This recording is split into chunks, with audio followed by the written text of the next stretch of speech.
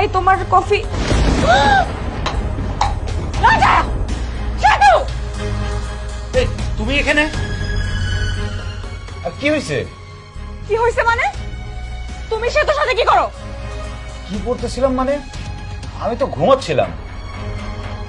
এই দিল ভাই, মিথ্যে কথা বলছেন কেন? বউ দেখে ফেলেছে তার জন্য মিথ্যে কথা বলছেন? আমরাই তো। কি বলতেছ আবল তাবল? আমি আবল তাবল কথা বলতেছি? হ্যাঁ, আমার নিজের চোখে দেখা জিনিস আবল তাবল? তুমি এগুলো কি করতেছো? তুমি ভুল বুঝতেছো কিন্তু। ভুল আমি এতদিন বুঝছি। আমি তোমার কত বড় ভাবে একটা মানুষ ভাবতাম, আর তুমি আমার বান্ধবীর একা পাইয়া এসব। ছি! আমার বাচ্চাও ঘৃণা লাগতেছে।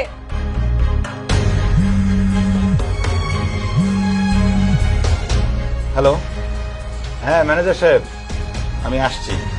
না না, স্যালারি দেওয়া হবে। এই শোনো, আমি অফিসে যাচ্ছি।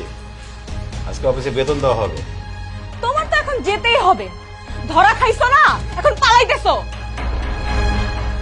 তোমার বোঝা উচিত তুমি রাজার সামনে দাঁড়িয়ে কথা বলছো। রাজার চরিত্র সম্বন্ধে তুমি জানো না। তুমি থাকো, আমি অফিস থেকে এসে তোমার সাথে এই ব্যাপারে কথা বলবো। সরি বান্ধবী, তুই যে মাইন্ড করবি আমি জানতাম না, তাহলে তোরা আগেই বলতাম। দুলাভাই আমার একা পাইয়া, বুঝতেই তো পারছিস। থাক থাক, তুই সরি বলিস না। দোষ তো আমার কপাল খারাপ। আমি কখনো ভাবি নাই যে আমার সাথে এটা এখন হবে। সব সময় তো খারাপ হইছেই, এবার আমার সাথে এরকম হইলো।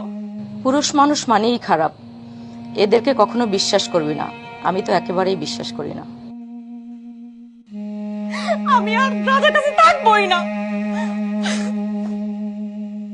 ফাইনাল খেলা শুরু। হ্যাঁ সেতু বলো। সেমিফাইনাল শেষ, ফাইনাল খেলা শুরু। স্বামী স্ত্রীর মধ্যে ঝামেলা বেঁধে গেছে। বাহ বাহ বাহ, দারুণ একটা কাজ করছে। ও ডার্লিং, তুমি কাজটা শেষ করে তাড়াতাড়ি চলে আসো, তোমার জন্য আমি গিফট রেখেছি। না, ওই যে দেখো কে বসে রয়েছে, আমগো রাজা। এখন তাহলে কি হবো?